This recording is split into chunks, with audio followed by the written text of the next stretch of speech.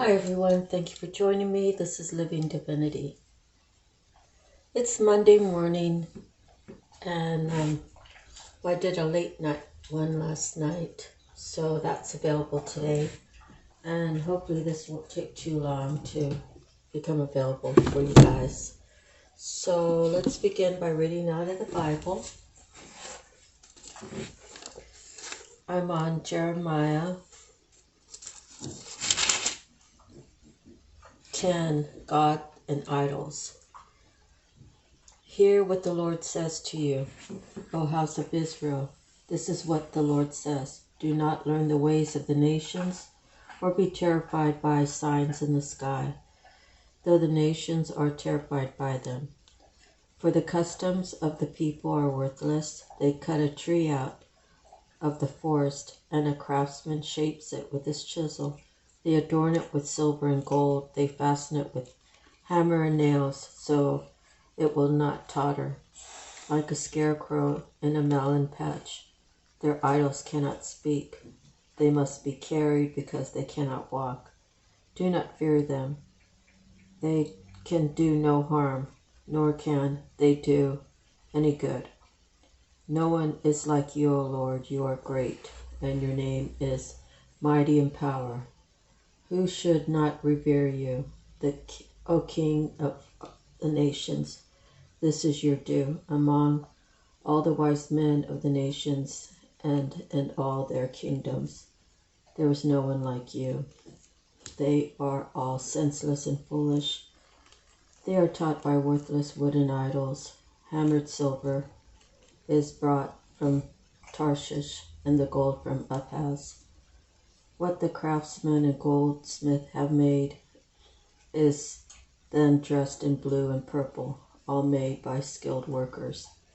But the Lord is the true God. He is the living God and eternal King. When he is angry, the earth trembles. The nations cannot endure his wrath.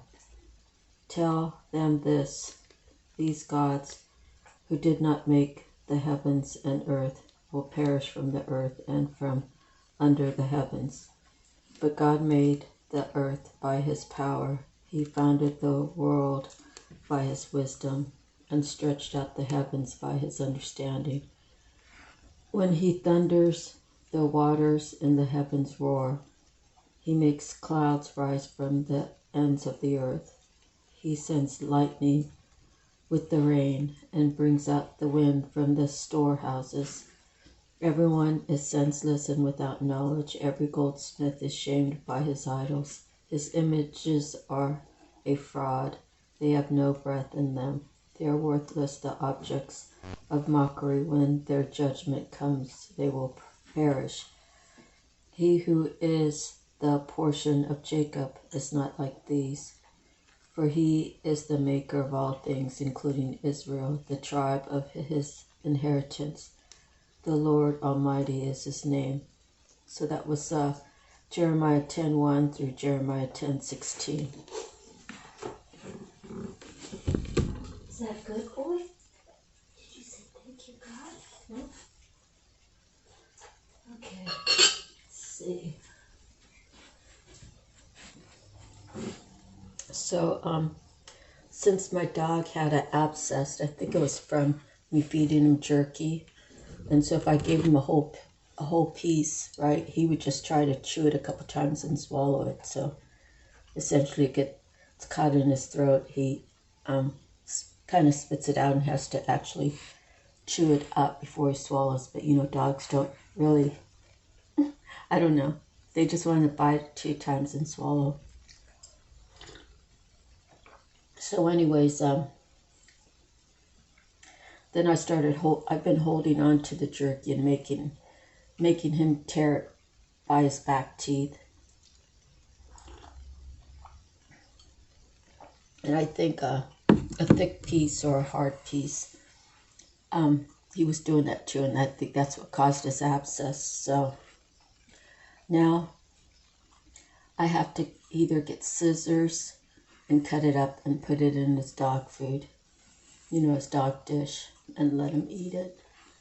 Or, I don't know, the simplest way is actually like eating a bird right, I have to tear the pieces off with my own teeth, chew it, and then put it in the bowl, which is kind of disgusting, but it's makes it so much easier for him, and he's 11 now, so the I'm not sure how to really feel about that, but most people would probably feel like he's a dog, let him do it his own way or whatever, but I don't want him to get another abscess, and I don't want him to have a rough time, because he was really miserable when that was going on. So, anyways, he's my baby. Whatever it is, he's worth it. Okay, so next we have Miracles Now. And this one is, the qualities I dislike in others are disowned parts of my shadow. So, you know, we all have a dark side to us, and if you were to speak to my daughter, she would say, oh, well, my mom's usually a very loving, nurturing, caring person, but the other side of her is really dark, and it's scary. So I don't really like the dark side of me. I don't really like when people push me to that, and it's not to say my daughter was pushing me to that. It was her father, and I wanted her to understand that there's certain things that make me happy and whatever. Anyway, so it's something that, you know, I have to live with. I was taking something out on her, like emotionally or whatever, because it didn't do me any good to talk to her dad. So you know, I was trying to get her on the right page, so we just had an understanding, but it ended up hurting her more than helping her. And that's something I have to learn to live with, you know. So they just say that, what do they say? You know, they say kids don't come with a handbook, that sort of thing, but that really doesn't make any excuse for, you know, how I negatively impacted her. And, you know, I mean, the only thing I can tell her was that's how I was raised, although that doesn't make it right either. So, the qualities I dislike in others are disowned parts of my shadow. I think we really have to look at ourselves and figure out what are the shadow parts of me. And not really, I guess it's good to disown it, but, you know, it can always come out. So, under the right circumstances, you know, your dark side can always come out. So I think you have to just try to balance it out within you. Have acceptance that those are the things that happen because your dark shadow side came out. And kind of just vow to never let it happen again the best you can. And that if that requires walking away, then, you know, I'd rather walk away than go off on someone. But then, you know, when I walk away, I walk away. And it's going to be certain people where I walk away and I just need to clear my head. And then, you know, we could talk about it later, but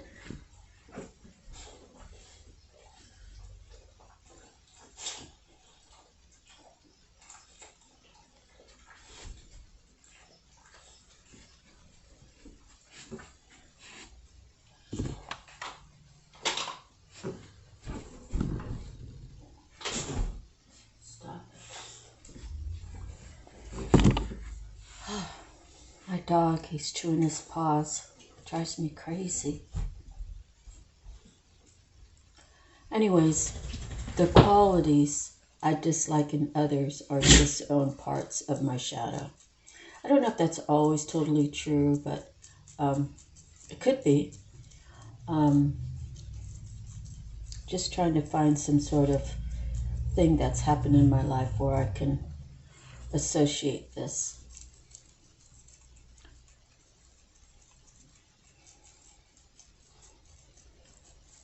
Anyways, if we're looking at someone and we say, oh, I don't like the way they act, they're a little bit off kilter, or, they don't seem like they're all there, we need to understand that, we've all had those moments in our life where we just feel like we're out of control and there's no balance, and maybe there's no one to go and share your feelings with in a real genuine way. Maybe you're raised to wear a mask, and just pretend to get along with everybody and everything's, what do they call it, hunky-dory. And maybe that's what this has to do, because, I would say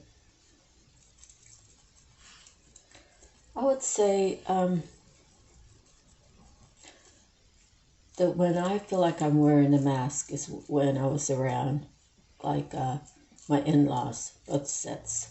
And I tried to be myself, but at the same time, I heard the same thing. Oh, she's so sensitive, her daughter's so sensitive, and that sort of thing, which I really didn't appreciate. And,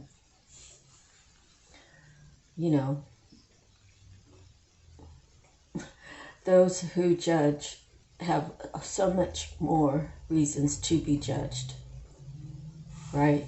So we should always concentrate on not judging people and where they're at, and try to have some sort of understanding and know that we're doing the right thing by not judging. Never really been a judgmental person. I mean, I might say something factual, but never would I say a judgment statement and then, I don't know, that's not really true. I have 2 cousins that passed away. One was my age, and then one was 2 years older. And we all lived different lives, just because we all grew up in the same county or whatever. As we grow older and we move off to start our lives and everything like that, we all live our own lives. So I have one cousin, Joanna, who, she was a drug addict and an alcoholic, and she's had some things that she was really counting on growing up, and they fell through, and they were like givens, right? It's like sort of like winning the lottery, right? But then she had people who took it and never gave it back, people that she trusted. So probably in her bloodline, the addiction was prominent. So she became addicted to drugs as something to cover up her pain, and alcohol. And every time I ever saw her, she was telling me the same thing, and I would just tell her, it's already gone. There's nothing you could do about it. You just have to move on. You just have to forget it. And she's like, how could I? That was my whole future. I mean, my heart broke for her, but what could I do to help her? It's not like I could supply the money and say, oh, well, I have this laying around, and, let's get it going where you want to go, or whatever, And it got to the point where when I came for family reunions, I would just say hi to her and walk away, because I didn't want to hear such a heartbreaking story, because it actually broke my heart having to hear it. And so in that case, I guess that this card would be sort of in line of that situation, maybe. And I mean, what could have happened in her life and what happened were 2 totally different things. So when you have a loss, you just have to accept it. So, although, losing my mother so young,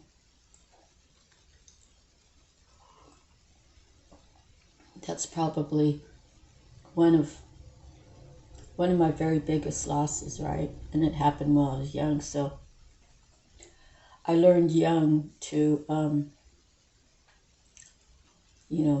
maybe learn to appreciate your life a little bit more, and maybe, because I was just a kid, there's no way I could have helped my mom do anything different than what she already had done her 44 years in her life,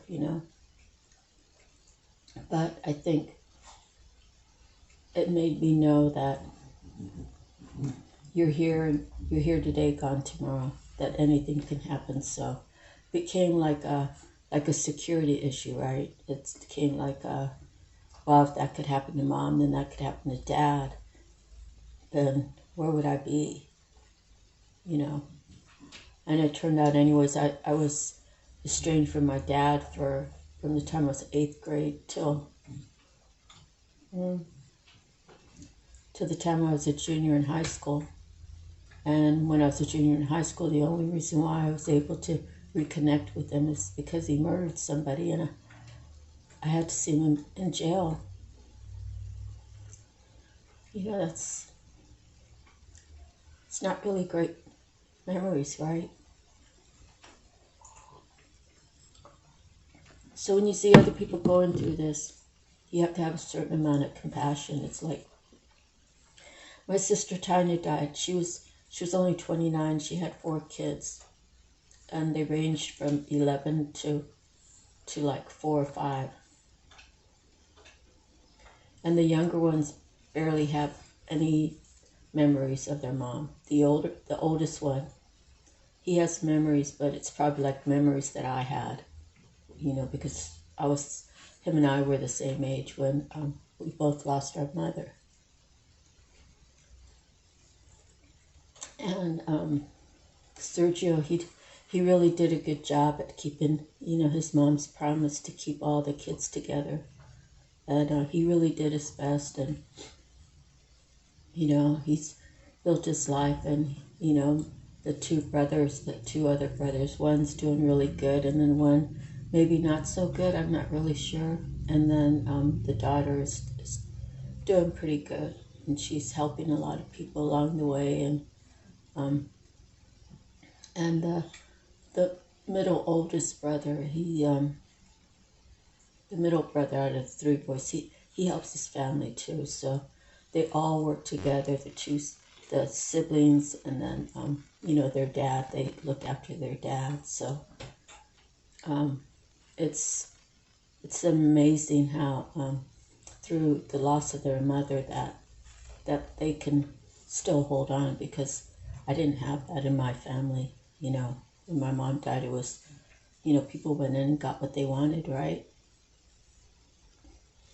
I would never have fathomed any of that. If I could have anything, it would have been, my mom loved wearing those fancy little nightgowns, and she had a leopard one that was in her drawer. She had like 2 drawers full of nighties. And I would have probably just got 1 or 2 pairs of her nighties and put them in like a plastic bag and just like memorialized them, like never wear them. Just know that those are some of my mom's favorite little pieces of clothes to wear. I don't know. I mean, I don't even think I ever saw her wearing them. Of course, it's for their private time, but I loved looking at them in her drawers. And but yeah, people, when my mom died, they just came and took what they wanted. And it was, I don't know, I can't imagine that. Can't imagine just,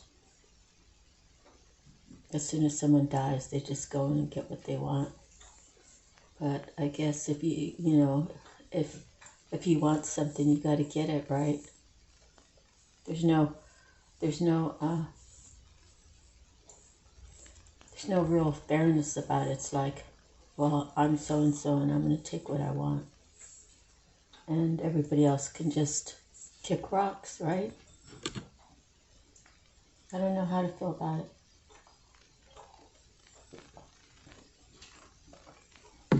I grew up having very minimal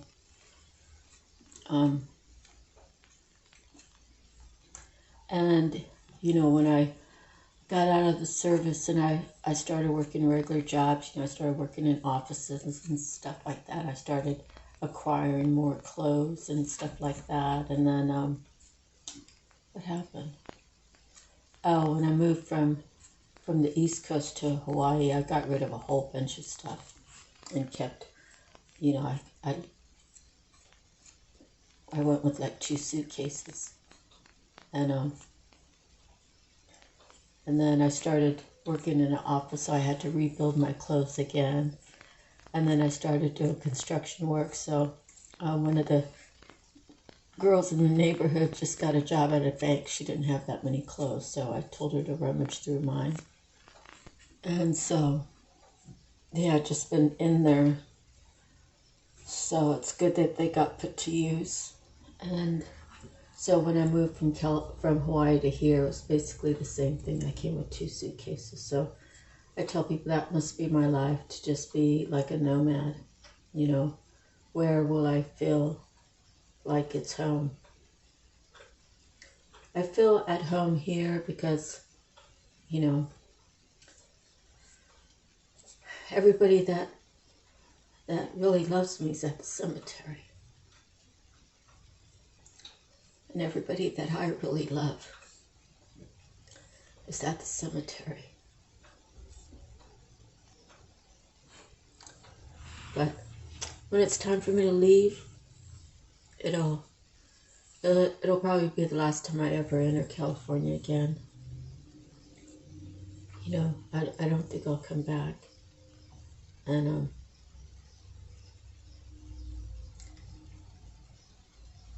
and I'll be perfectly fine. So you see, we all have a shadow side that we have to protect from emerging. We have to claim our peace in our lives and say, if you only knew how dark my dark side was, you would really think twice about messing with me, I'm a very honest person. I'm a very loving person. So I guess I'm one of those that love real hard and hate real hard too. That's what they say. Something about the fine line between love and hate. I'm not sure. But I protect my shadow side because I don't want to know what my dark side is capable of doing. So I try to stay high vibe. I try to stay positive. I try to live in peace. I love that I live alone.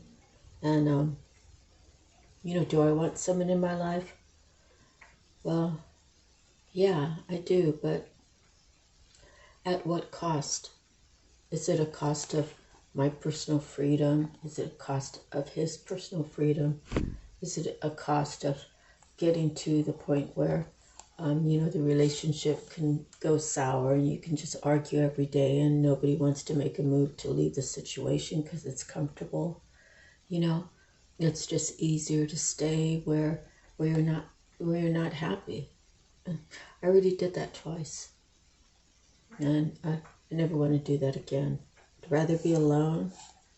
If someone can't have the same amount of compassion that I have for them, and the trust factor, the love, the even give and take, the understanding, the forgiving, the everything that makes a really good relationship work. I could possess all those, and I feel like I did. I just gave too much. I'm a giver. I give. I love to give.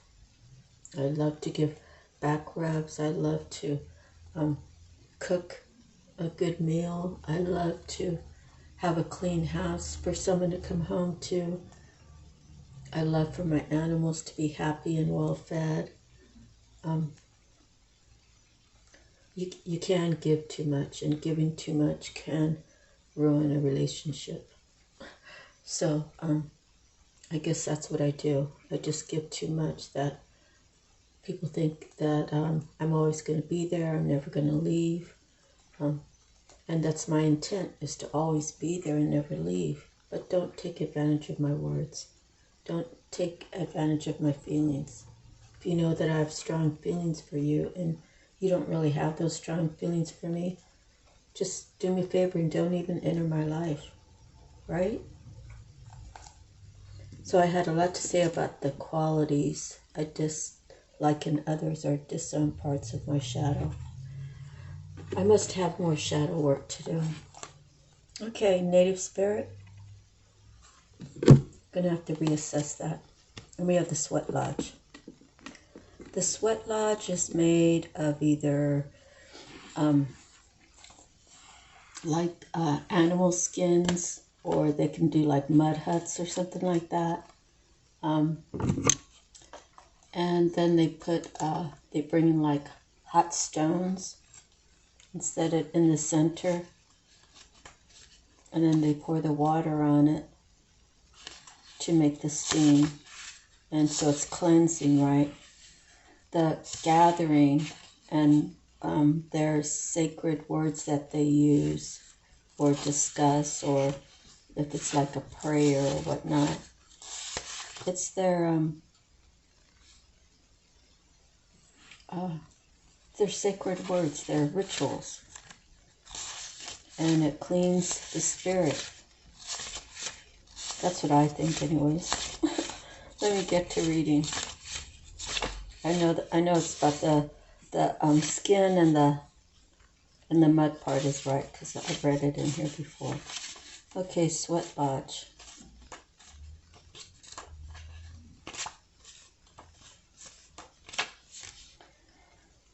Cleanse yourself, body, mind, and soul. Purify, clutter, clear. Let go of objects and relationships that no longer serve you. Purify your body, go within, meditate.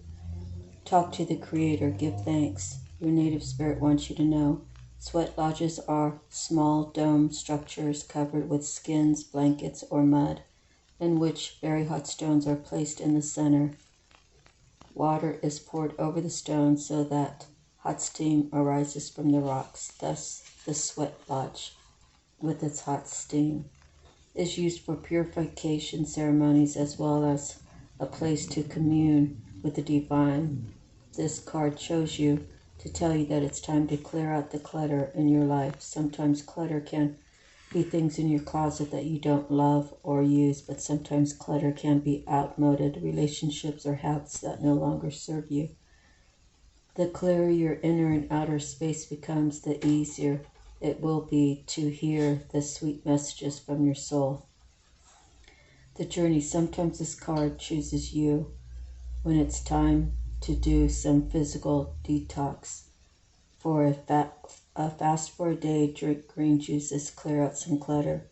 Love it, use it, or get rid of it. Even one small item can make a difference. So basically you are clearing your space mentally, physically, spiritually. And when you clear an area, when you keep stuff clean and you get rid of things, you make room for more things. So that's why it's like traditional, right? The best time, if you're like one of those people that like to pick up other people's trash and use it, and I don't mean trash. I mean like around Christmas time, right? You wait until like the new year, because someone might get they might have had a 48-inch TV, and then, they might decide, oh, I'm going to get a 65-inch TV. And then they just set the other TV out on the road, or it could be an entertainment center. It could be a really nice dresser. Maybe they got a new bedroom suite. You can find all kinds of stuff, and you really can find things in the right neighborhoods at the right times. I mean, you can actually take it, put it in your garage if you have one, and then put it on Facebook Marketplace and sell it for money. So it's all in how you want to spend your energy, basically. But that would be, I've seen some good stuff on the side of the road, especially in Hawaii. And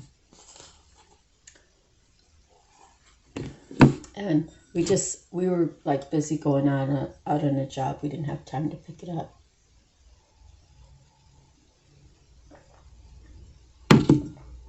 But there were times, like even in my neighborhood, someone put out a little quaint little table, right?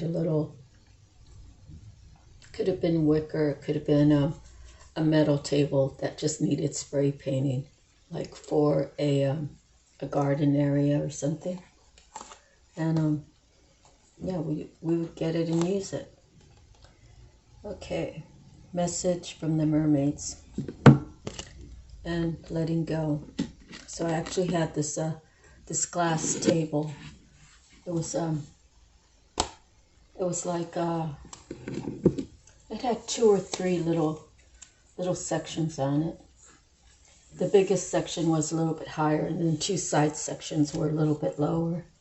And they were all circular pieces of glass. And the top one I used for my my iPad, and then the bottom ones I used for like my ashtray or my remote or my cell phone.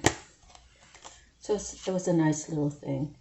Okay, so we're at letting go.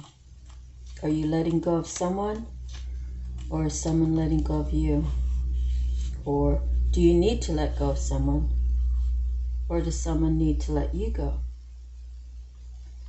Keep hope in your heart by letting go. It's possible to salvage something you thought was lost by releasing any attachments and letting go.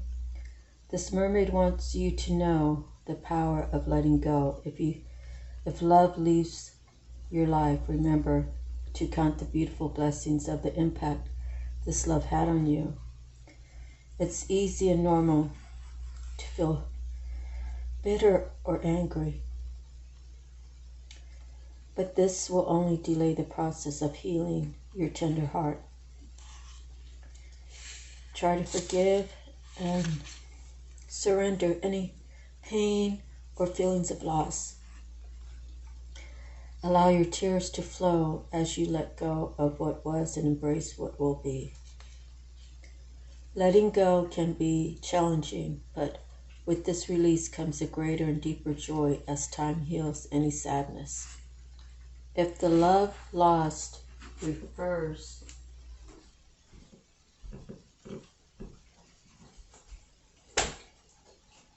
Get up there. Get up there. Get up there. Go. Now be here.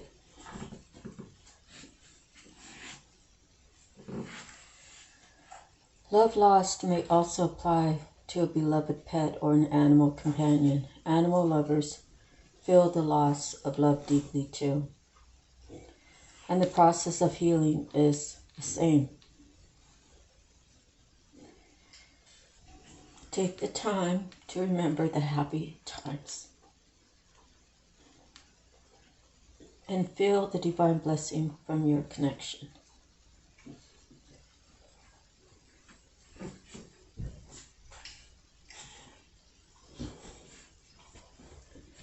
Saying this affirmation can help with the process of letting go. I'm open to the swift and total healing of my heart as I practice letting go, and that I may embrace the golden future that awaits. So letting go, I mean, we talked about that. For me was losing my mother, and that was really, I say I'm blessed in the way that, of course, I'm not sorry my mom was my first heartbreak. I'm saying that was the worst heartbreak, really, that anybody could go through, especially at a young age, right? So everything else, you just get numb to it. It's like, oh, so you know, you don't want this relationship. Okay, so I don't want it either. And that can turn out really ugly, especially if you're still in the same house. Because one person's going that way and doing that, and you're either stuck sitting there waiting, or you need to pick up and go that way and do that. Yet you're both in the same household, not ready to actually do the divide, right?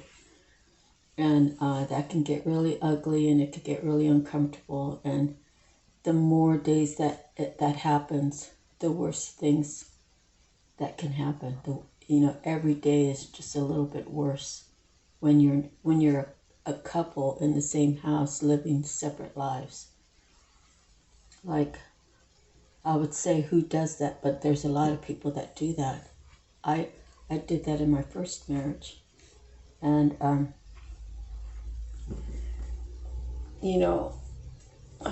I talk with my daughter about it and stuff. And now that she's older, I never shared any of that when she was younger, because I just wanted her to be a kid. But she asked me these questions, and I'm not gonna like make it like really harsh for her to hear or to understand.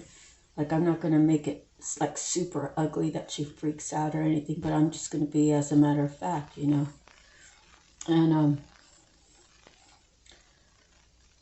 it's not a fun way to live. And I tell her, I said, you went through a lot growing up. You went through a lot when me and your dad were separating. You went through a lot when I picked up and moved to Hawaii, and I had to explain to her why I left her there. And I told her basically that I couldn't fight against the lies, the lies that he told, the lies he made her tell. And I tell her, I don't blame her for the lies that she told, because she was doing it out of a survival mode. And I told her, I said, I thought if I left, you would have more peace. I thought if I was out of the picture, then, you'd have a more normal thing, a more normal life, instead of hearing how they want to hurt me, and so they hurt you to hurt me. And I just tell her straight up what time it is. But the thing I do tell her is that through all the bad things of you growing up, you know that you needed to know yourself. You know that you needed to heal yourself. You know a lot more about yourself than I did when I was 28. And now she's chosen someone really good. She handpicked someone, and she was upfront, and she said, these are my requirements, basically.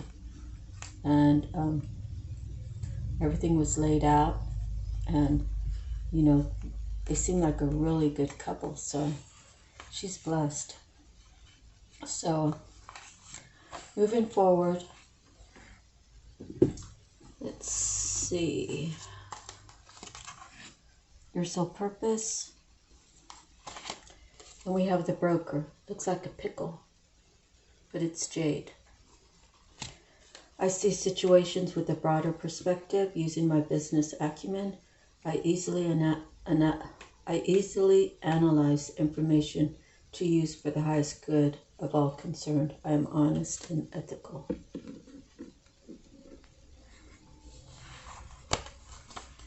So I'm here to tell you that I worked for a few brokers, and they're not all honest. Sometimes greed gets in the way.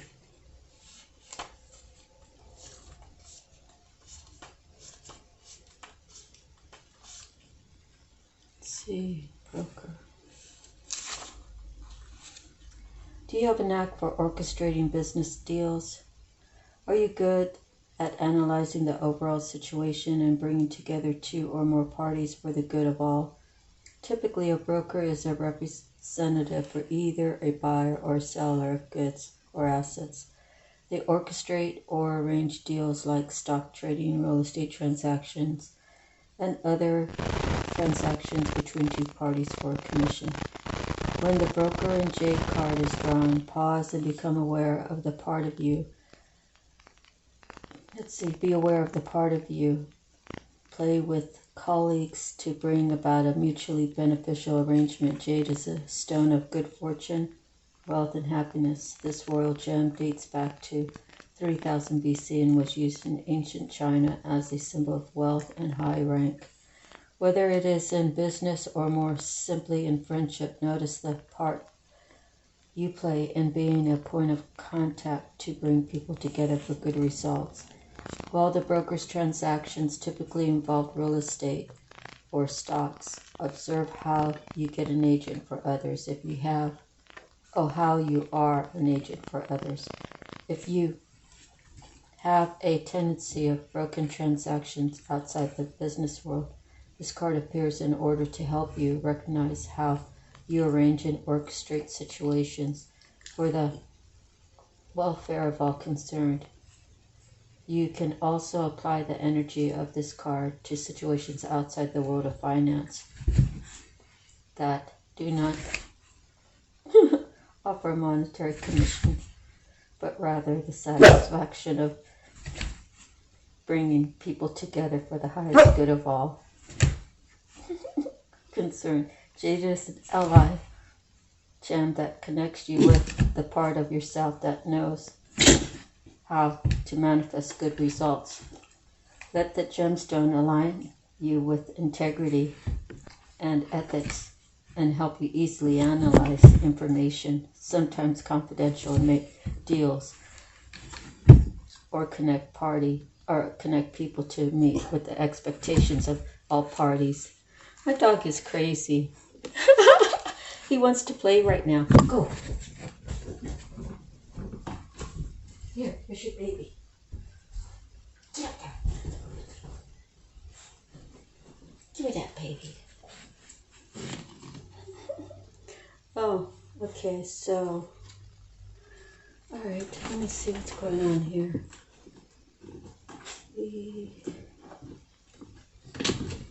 Okay, so next we have Divine Feather. Here's the feather, and it is the white turkey. The white turkey. I think that's in the front of the book.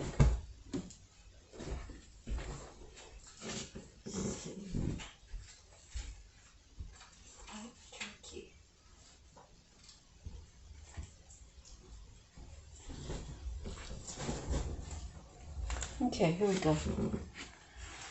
The turkey has long been a symbol of abundance, wisdom, earth, and giving back. The symbolism is enhanced by the color white, the color of healing and purity. White turkey, therefore, is the symbol for healing the earth and our call to earth healing. The turkey in North America is most commonly a symbol of the harvest, the abundance.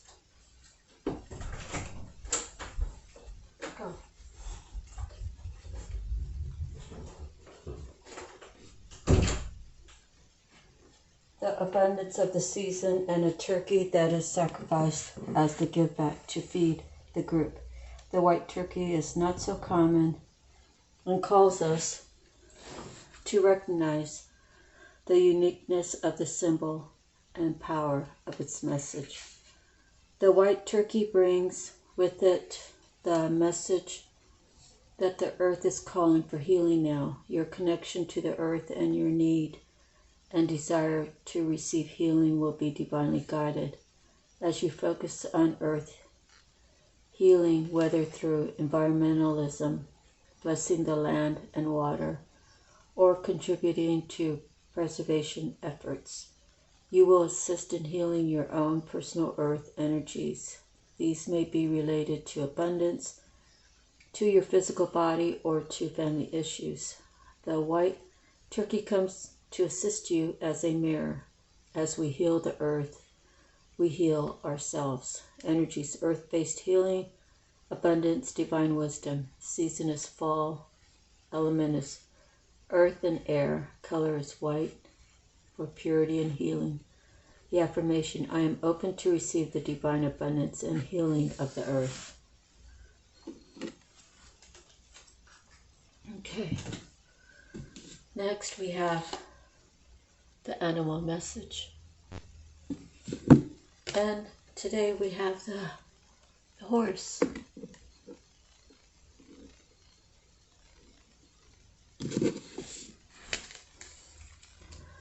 The wild horse. I love horses. Right outside of town. It's really town limits, but it's the last house. They have a horse now. It's like let's see. It's on the southbound lane, but the farthest house on headed north. Anyways, they have the house, and then there's a field next to it that they just well, I think it's always been there. They had like big round bars as the fencing. I don't know what it's called, but it's still there. And they have a horse and two goats, and then they have a couple chickens. So sometimes you see babies running around. And then beyond that is a small empty field. And I think when I was a kid, there was the house burned down there, and they never rebuilt it. But the steps are still there, that like headed towards the front porch. But it might have been when I was a kid or before I was born that house burned down, and they never put anything back up. They kind of don't believe that here. There's like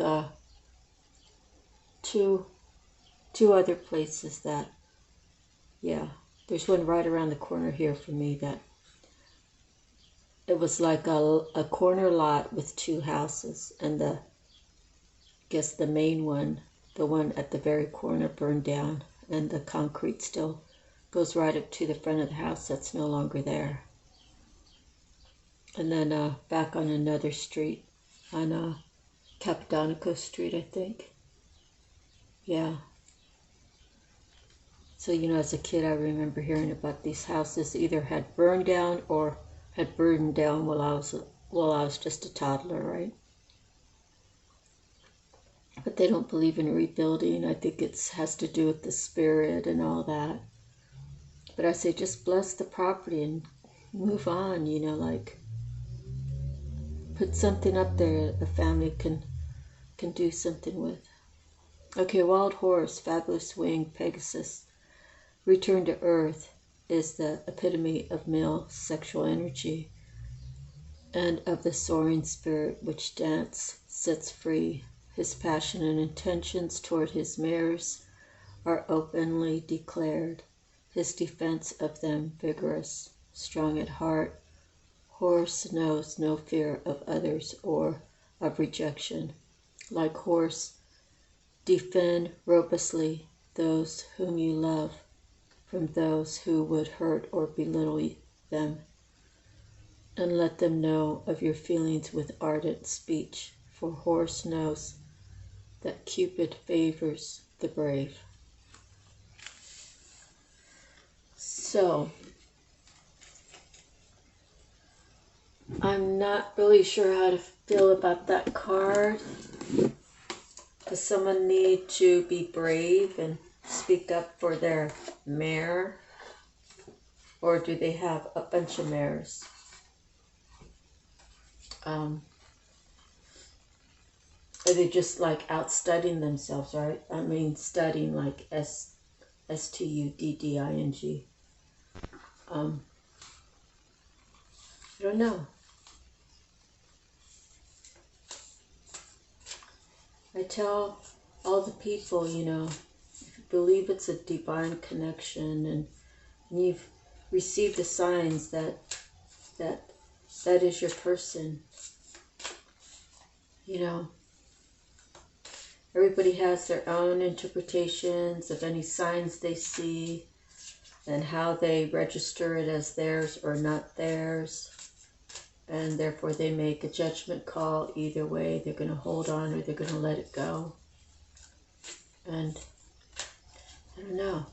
Some days I'm really solid about holding on, but other days it's like, God, just bring me the next one. So this one's taking too long. And I don't know. Sometimes you meet someone and you think that they're the one. And they say things to you to reinforce that, but do they really mean it?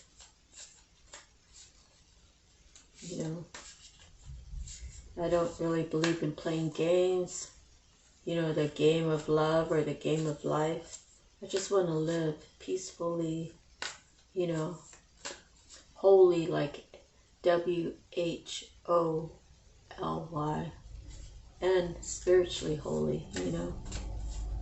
I don't think, for me, okay, just because I claimed spirituality, just because I claim God, just because whatever I claim doesn't mean that, well, I guess in the Bible it says you can't do both. You can't do good stuff and bad stuff.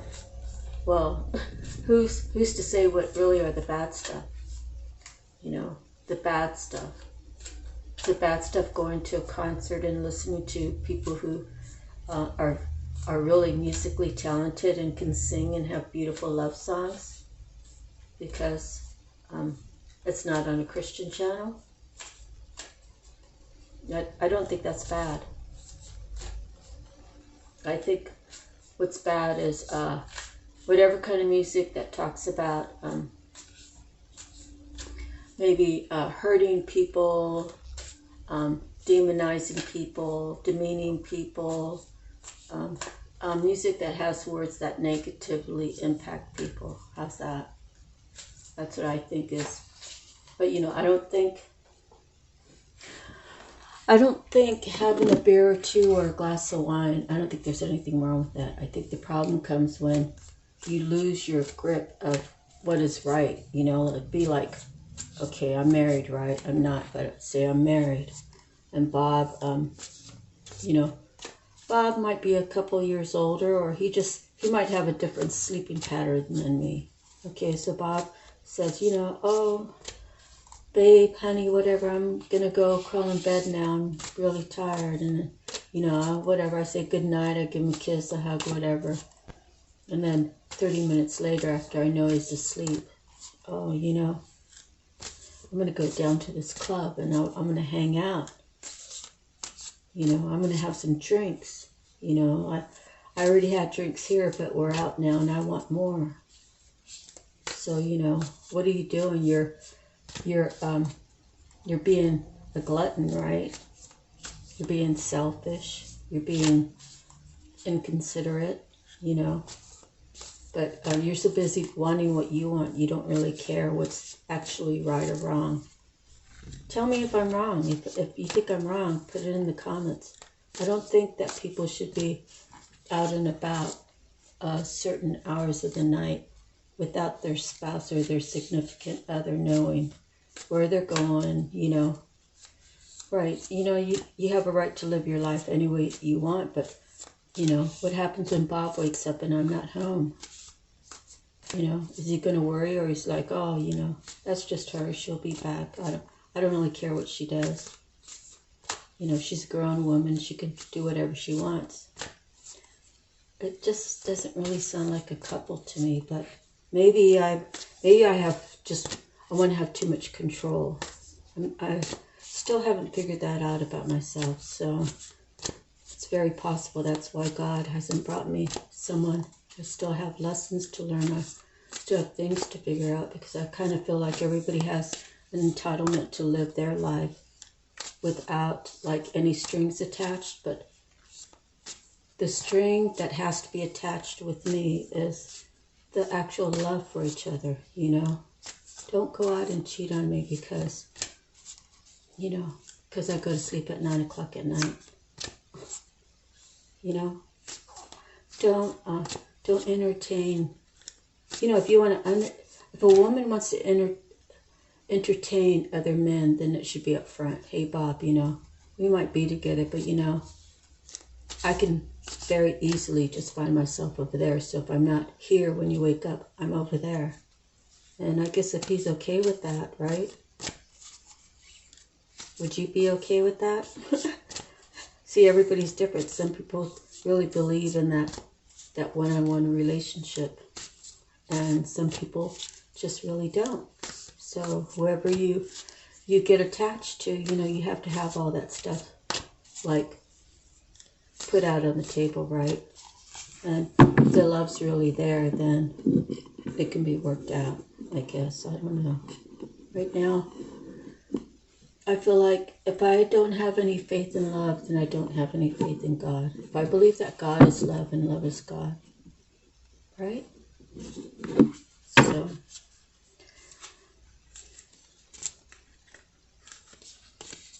but I really feel like at this point in my life, the people that really love me are already dead. Well, except for my daughter. I know my daughter loves me. I love her a whole bunch. Okay, so we have a balance at the bottom. We all know what that is, right? We have to balance. Balance what we're doing.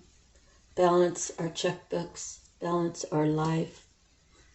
Balance how we tend to ourselves, how we clean our home, how we make sure that there's gas in the car on Monday because we're going to start a new work week.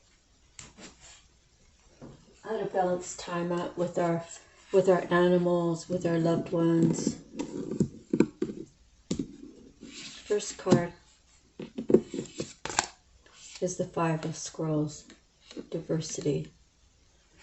So she's looking over her kingdom and she's got some papers or something she's viewing.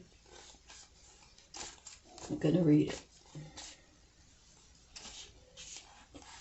A woman stands on a veranda overlooking a beautiful valley dotted with little towns on the hills and along the river. Scrolls that she has read lie upon a nearby table. Another scroll is held loosely in her hand while the woman surveys all that she sees. With this card, you'll find that it's time to diversify. There are many options for you to consider, and you should take a look at them now. Allow yourself to try new things, go to new places, learn new subjects, break out into different directions, and meet new people. Don't worry about scattering your energy too thin. You're in a period of expansion, so use it. Let yourself go farther afield than you planned. In the end, you'll diversify in ways that introduce you to a whole new you. Your life has turned into a smorgasbord of opportunities. Close your eyes and imagine an array of all the many different things that interest you. Give yourself permission to try them. How can you do that in the next coming weeks? So try something new. Don't be all caught up in your regular routine. You gotta change it up, right? If you got a old hairstyle, you know, you might want to think about sprucing it up. You might think about taking a trip. You know, maybe it's been a while since you went up the coastal highway here in California. You know, maybe you should just take a day trip and go do something different. And, you know, there's plenty of like wineries. You can test the wine out. You can,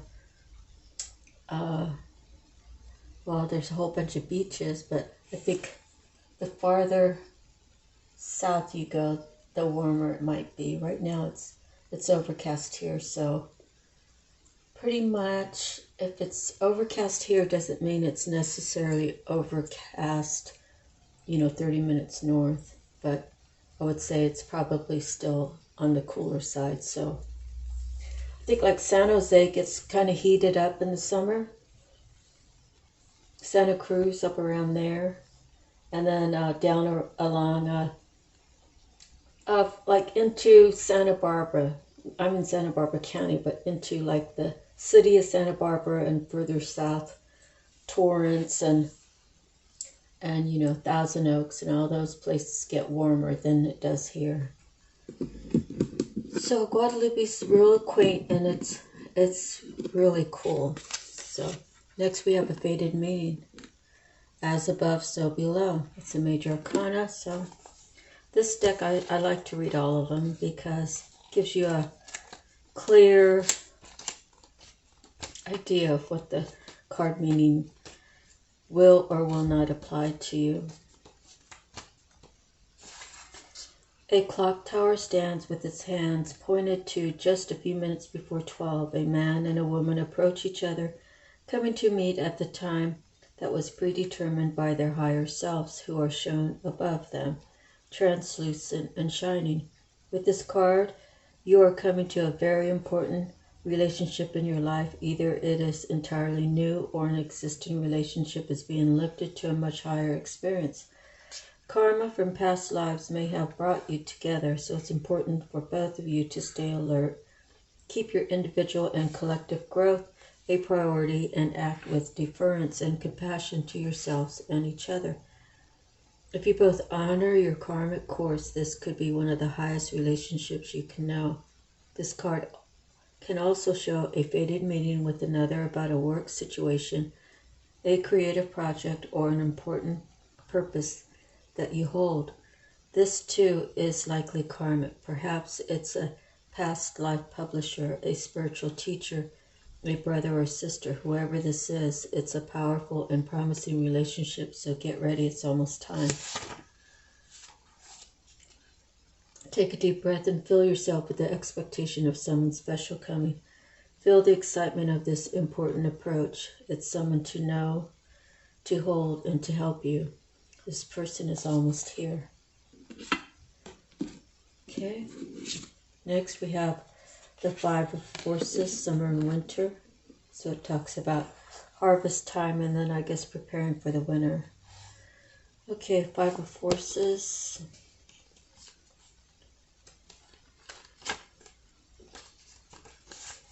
The seasonal cycle card reveals how best to spend your energy at this time. This beautiful sunlit sky of summer overlooks farmers working hard on their growing crops. Summer is a yang time of great activity, so this is your notice to get going. Action is an important part of this cycle, and it can take many forms. There may be something you can do to accelerate your professional life. This may also be the perfect time to take steps toward your personal goals, perhaps get more exercise, plan more social events, or start a fun activity you've been wanting to do. You might also reflect on what actions or perspective would attract a new romance or enhance your love life. This card tells you to consider what needs to be done, then go for it. This cycle is a perfect time to create a smiling, self-loving energy and project it outward for the world to see. Also, don't be surprised if a trip is coming your way. This card implies movement of some kind, so get ready. Close your eyes and with a deep breath, fill yourself with the calm and receptive energy of yin. Sense what situation in your life requires a peaceful yielding now.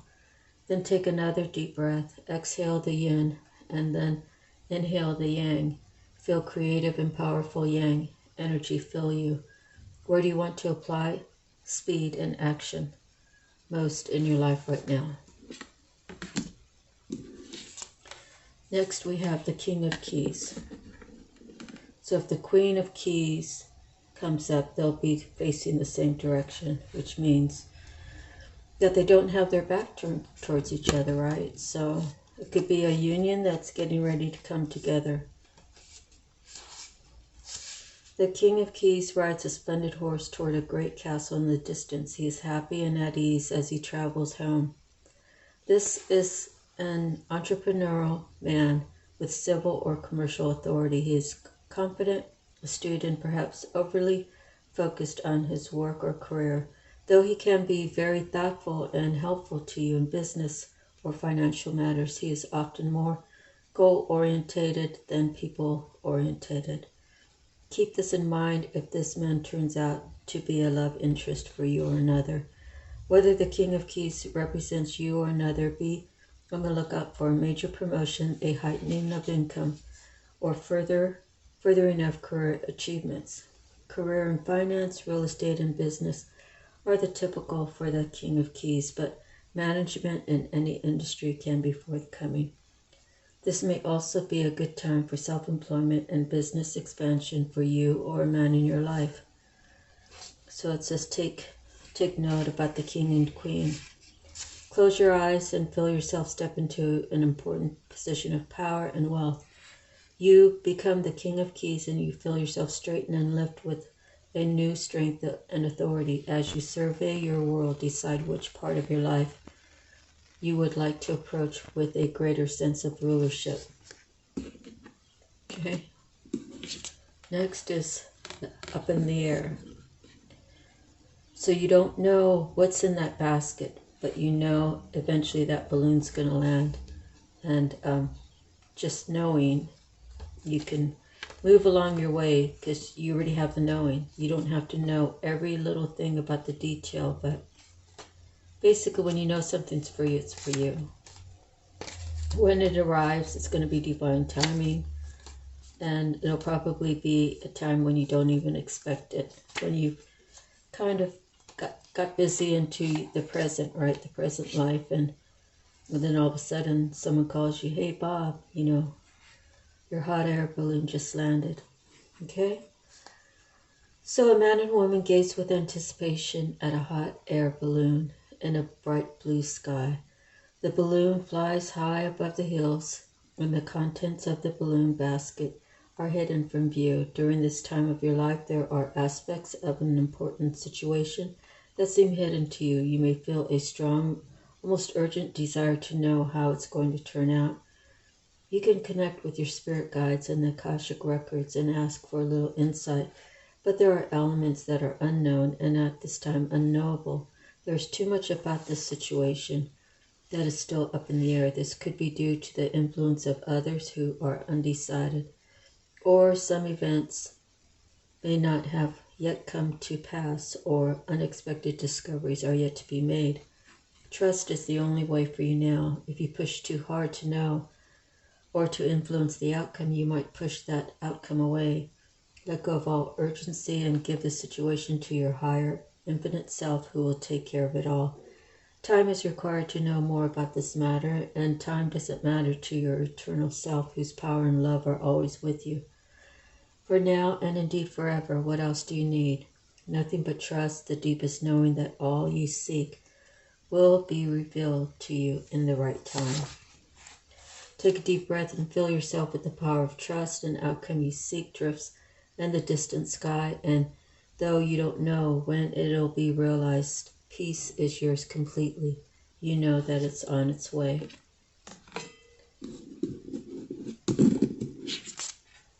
Five of Keys, wishes fulfilled. Five of Keys, wishes fulfilled.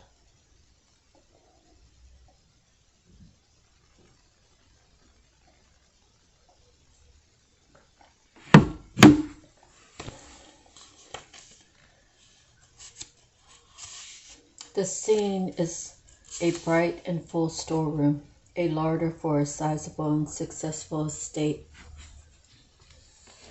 Let's see. Inside are keys and coins, wines and spices. Also within the room are a number of baskets filled with a bounty of fruits, vegetables, breads, flours, sugars, and grains. Even the many windows look out at the expanse of your world. This card is a sign that the time has come for your wishes to be fulfilled and your dreams to be realized. Difficulties may have challenged you for a time, but even in these, victory is assured.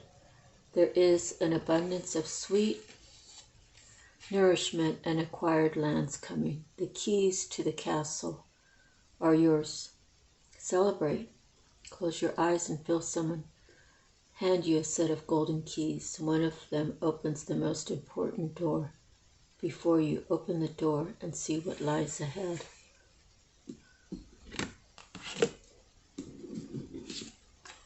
Next we have Five of Roses, so we have 5-5.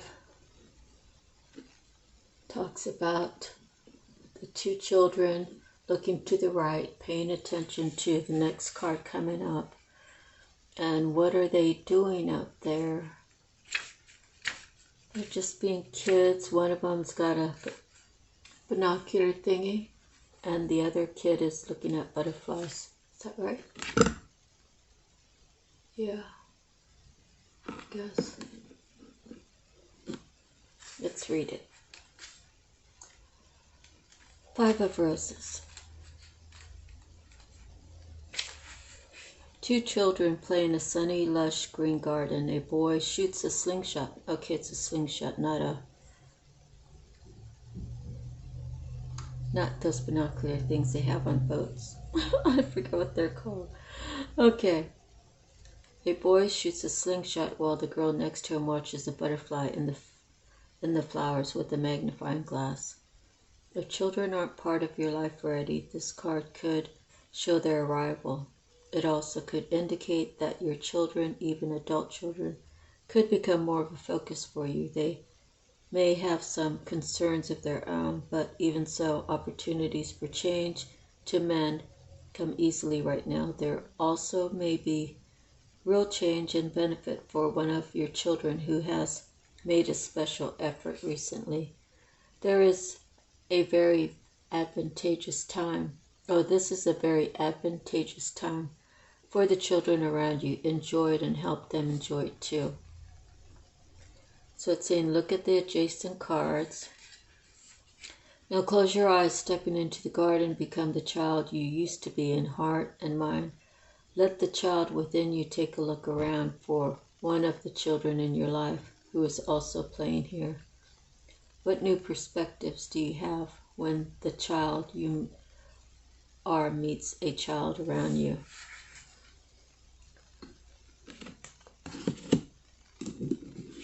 Okay, next we have the divine position. Major Arcana. Healing hands.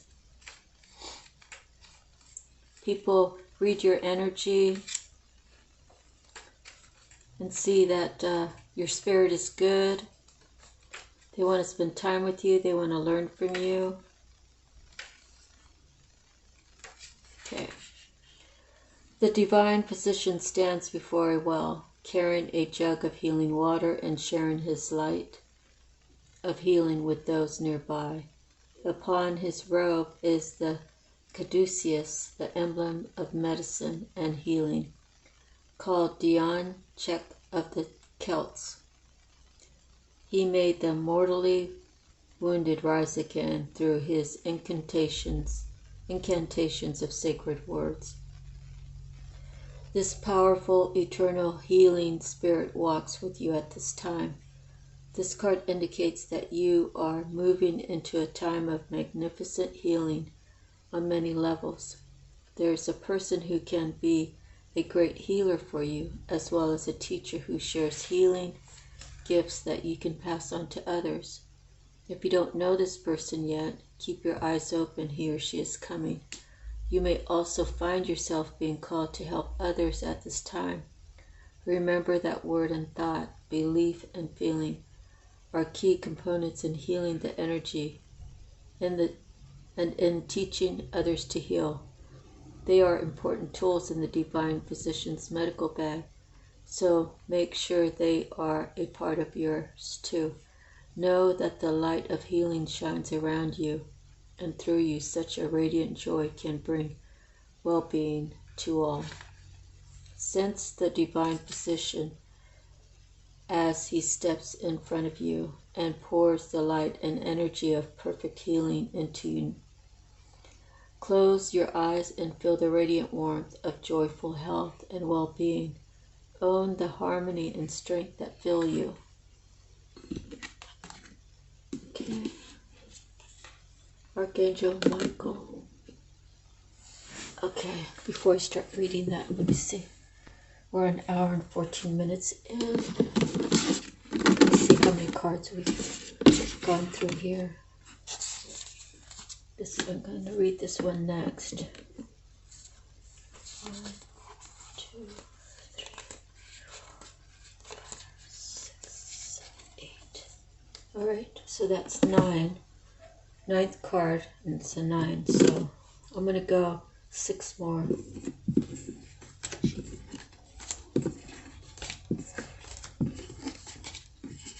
Okay, so those I'm definitely going to read. And then I like to look at the 3 just to look at them.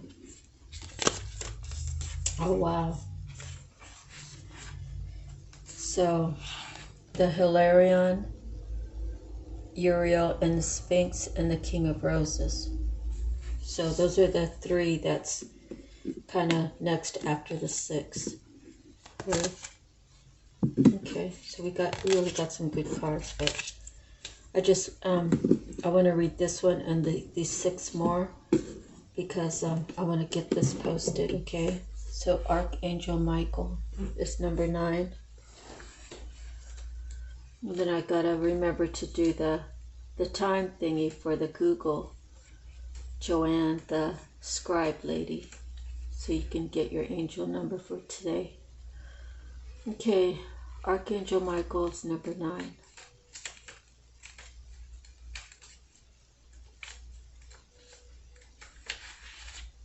Archangel Michael is a channel of divine power. He is seen here sharing his energy with 2 small children, bringing them great strength and support. He is about to pick up the boy, and he can help you lift your energy too. When you receive this card, know that your energy reflects Michael's amazing strength. This can be a cycle of increasing power for you, one where you feel your courage growing and you know what action to take next. Trust your convictions, your power, and your resourcefulness.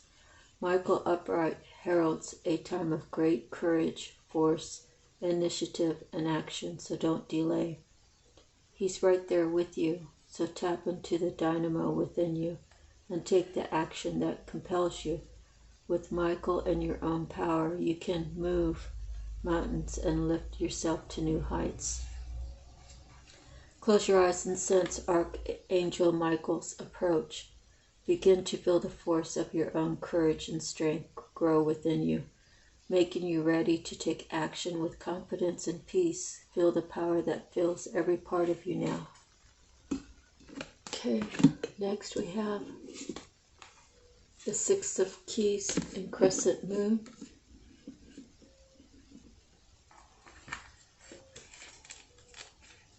Six of Keys.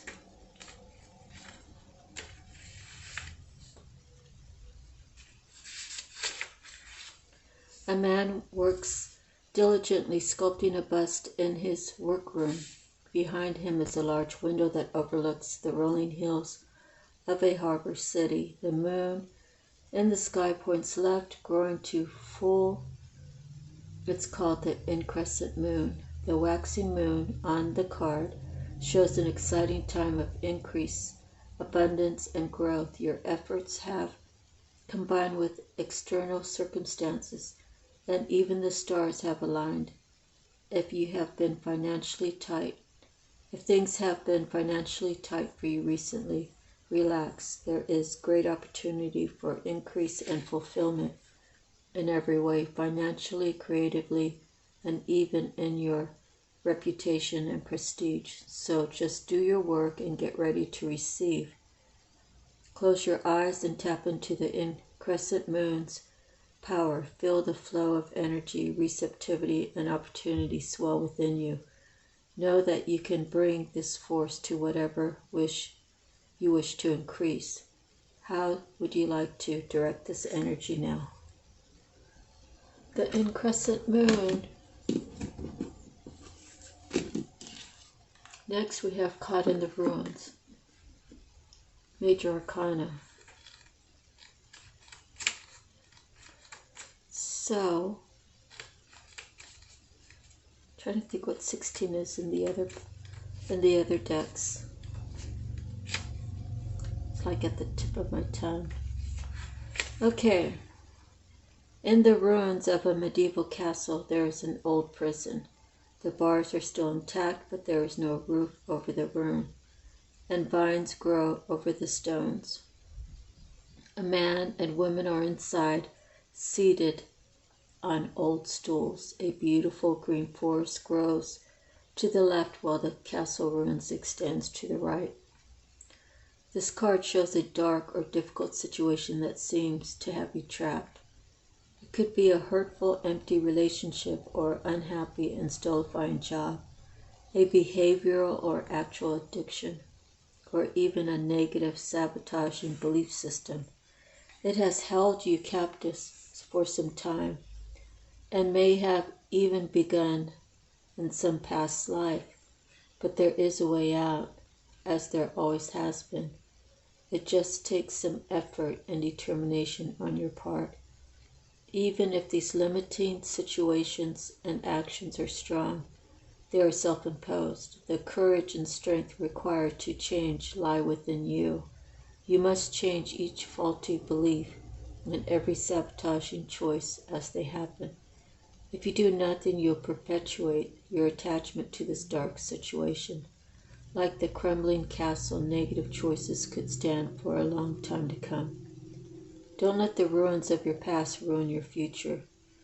So, let's see, you have the power to climb out now. Think of one thing in your life that holds you back and sabotages your success and joy. It may feel like a dark prison, but you already have the key. Fill yourself up with love and self-honoring and see yourself taking your next step to freedom. Next we have the Scribe, Major Arcana. That's a 12. The learned scribe writes at a high desk. Nearby are a number of other working scribes. In some ancient societies, scribes were simply copiers of holy text, but in many, they were the most learned men of their time, people well versed in law, scripture, philosophy, history, and more. This card indicates a great upsweep in mind and study for you. If there is any subject with which you'd like to acquaint or reacquaint yourself, do so. It's not just for the sake of study, although that's always a good thing. This period of higher mind and higher learning is nothing less than a change your life or even change the world opportunity. Just as the Wright brothers began by studying the flight patterns of birds, you can rise up on the wings of discovery now. There may be a teacher or even an entire school that can help you with this upliftment. Be sure to seek out the right person or place of learning. You could also become a writer or teacher yourself at this time, elevate and contributing to others. If you're involved in legal matters, there's a person who can help you with this. Let your grand vision guide you to him or her. This could also be a time when you might find yourself writing proposals, grants, essays, blogs, articles, or books. Notice what compels you and be sure to answer the call. Think of an interest that you would like to pursue. With a deep breath, feel your desire to make this discovery or expand it further. Find a book today that helps you open this door tomorrow. Next, we have the One of Roses, Commitment. So that's actually been coming up, not really a lot, but more so in the past, the past couple weeks versus all since January when I started doing these readings. Let's see. Roses are scattered around a contract on a brightly lit desk. When this card appears upright, it means that a valuable union is at hand. A romantic commitment may be coming your way, or perhaps a love from your past lives is returning to you. A business commitment may be forthcoming, such as the offer of a promotion or a new job, or the opportunity to form a partnership or create a new business venture. This card could also indicate the signing of other types of papers, including the sale or purchase of a house or the beginning of a new investment. Either way, this card is filled with light and it indicates that good results are in the offing. As with many cards, part of the meaning refers to you. It is a reminder to be conscious of your commitment to yourself. If you want others to put you first and help bring happiness to your life, then you must commit to do the same. Your self-honoring choices will set the groundwork for all your partnerships to thrive. Close your eyes and with a deep breath, bring in the word commitment. Feel its energy fill you with dedication and purpose. You are ready to make a priority of every commitment, large and small, in life, especially to yourself. When you tell yourself that you are worth it, when you tell yourself that you are deserving, when you tell yourself you will not take second best, when you start living it, when you start believing it, then people are already going to recognize that in your energy. That pretty much like, don't come here playing games with me. I'm going to be like, I don't know, will you be like interviewing people, like seeing where they're at, right? If you're committed to putting only good in your life, you do have to run them through a series of tests, right? You can't just say, oh, I just met you, Bob, and I believe every word you say, because I believe in giving people the benefit of the doubt. You know, giving people the benefit of the doubt it's kind towards them, but it's not really that kind towards yourself, because they know who they are and you're just learning them. So if you want to commit to yourself, you have to have your guidelines. So I don't know, you might want to get a little writing tablet and say, I'm committing to myself for A, B, C, D, E, F, G, however many it takes, write them all down. And then when you commit to that and you won't take less, then you probably will be able to find that person, and that person will be able to find you when you energetically commit that to yourself. Okay, so we have two more, I think. Next, we have the bird's nest. The bird's nest, we know what that's about, right? It's about making a sturdy foundation, and you know, there might be two families coming together, and you might have to make room for the other, and maybe you guys are planning on having kids, so then you got to be ready to expand, and everything has to be, you know, because you're building a family there, right? You can't just put leaves there. You got to have a certain amount of twigs and sticks and stuff, and it has to be, you know, binded in a certain way. You can't just flop it there. It has to be weaved in, right? Okay, Three of Forces.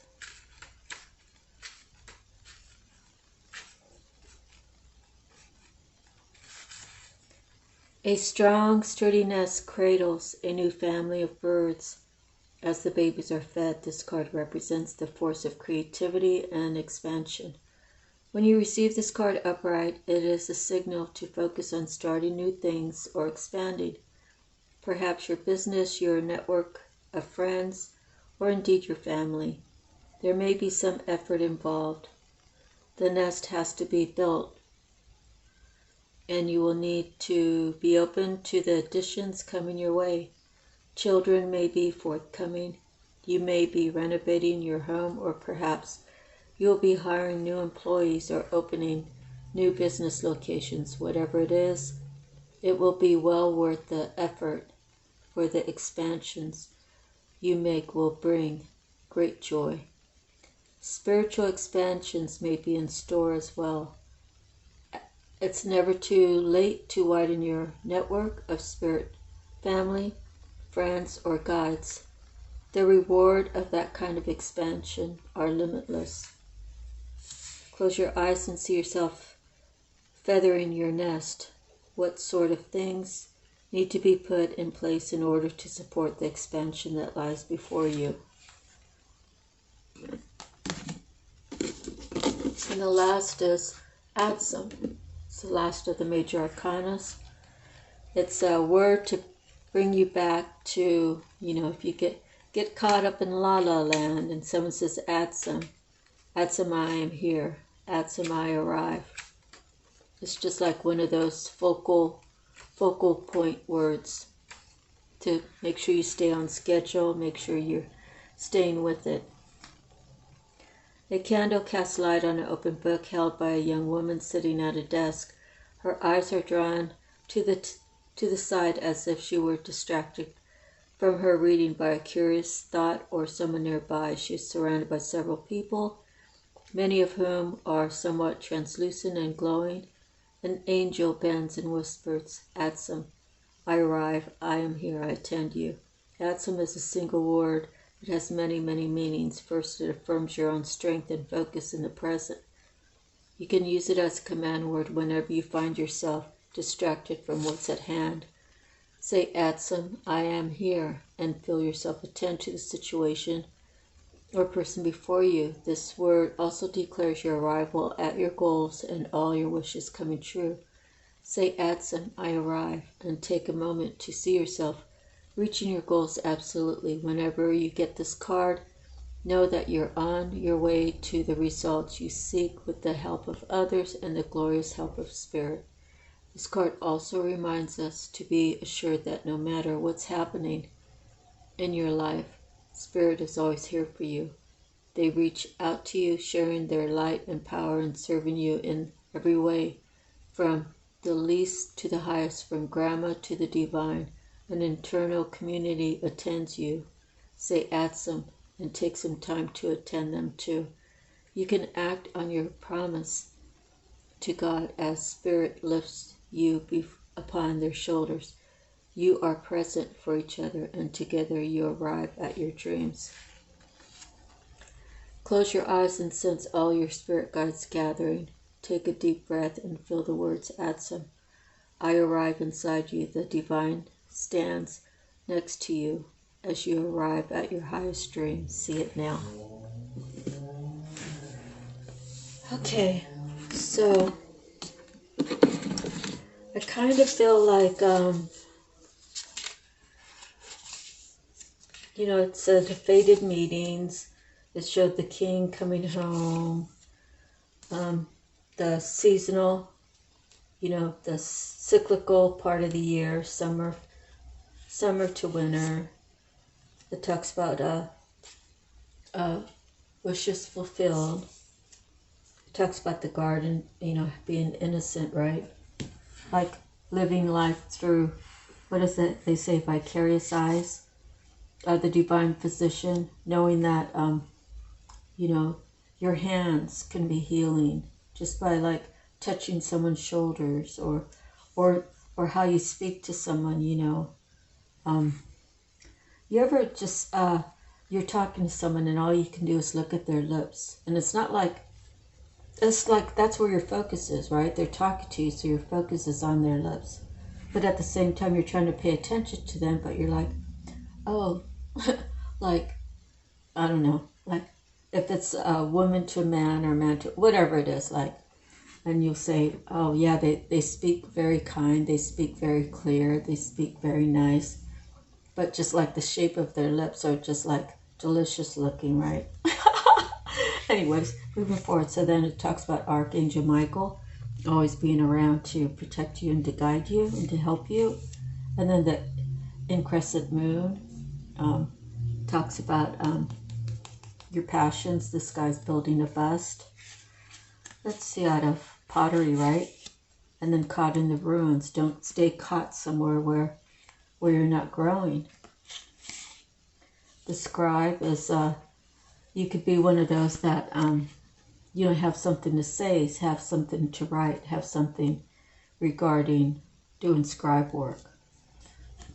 Or it could be someone you're looking forward to possibly coming into your life.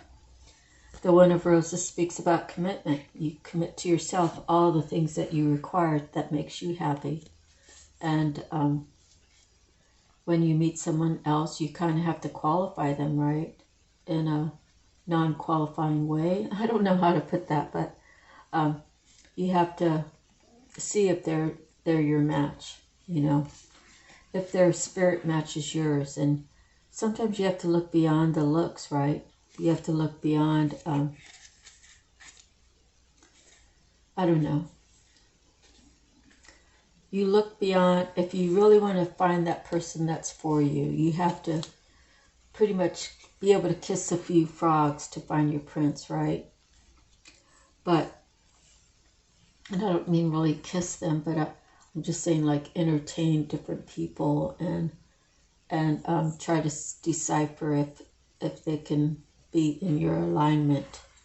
For me, I mean, I am going to be 62 this year, but I have one really young guy that's only like 33, and he's, you know, he's just a guy in the neighborhood, right? He doesn't really have anything to offer me, and I feel like I would be, if I even entertained it, which I wouldn't, that I would be trying to improve his life, you know. I don't really want to say work on someone else's life. I want someone to work on their life, and I work on my life, and together we make it good, right? And there's nothing wrong with saying, you know, hey John, you know, have you ever thought about doing this, whatever it is, you know, and then give him the option to say, oh yeah, that's a good idea, maybe I should try that. But you know, there's nothing wrong with making suggestions either way. You know, John might say, hey Marcia, you know, like you're a pretty healthy person, but you know, if you did more sit-ups, you might be able to tighten up that tummy of yours, you know. Of course, yep, I would have to take it constructively, right? Unless he said it in a mean way. And I don't really have a big tummy, but I do have a tummy. So I just think it has to do with my activity now. So, you know, five, let's see, 5 would be like 2019. So like 6 years ago, I was pretty active. And even into 2019 I was, but since I've been here, I really haven't been doing too much. So it has to do with my output of energy. So I already know that, and it's just a matter of doing it, you know. And I just always found that working really hard, you know, like doing the tile work and putting in windows and getting all the materials, doing all that construction work was really beneficial to me. But now I'm not doing that anymore, so I have to offset it by actually having some sort of exercise routine. So it's just a matter of doing it. I know what I want to look like in 10 years. I know what I want to look like in 15 years. And whatever I start today, as long as I keep adding a little bit onto it and stay dedicated, I know I can make my goal. So that's a long-term goal for someone who's in their 60s, okay? So if I can do it and you're in your 20s, if I can do it, you can do it, okay? What else? Okay, we got to do the time thingy now. And let's see what time it is. 9:43. 9:43 for the angel number.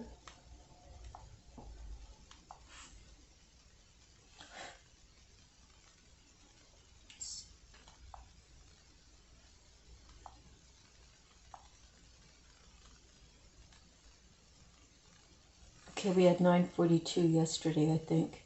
Now we're at 9:43. It's getting kind of weird.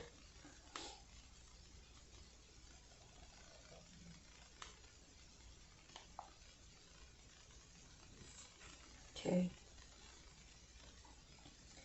9:43 says, is a powerful number of stability and safety. Your angels have noticed that your life requires balance. You are in a dilemma and you need to make some very important decisions fast.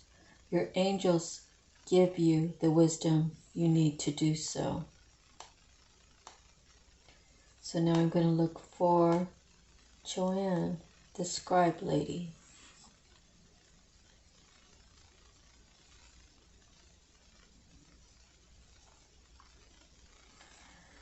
Number 943 is a combination of the attributes and energies of number 9 and number 4 and the vibrations of number 3.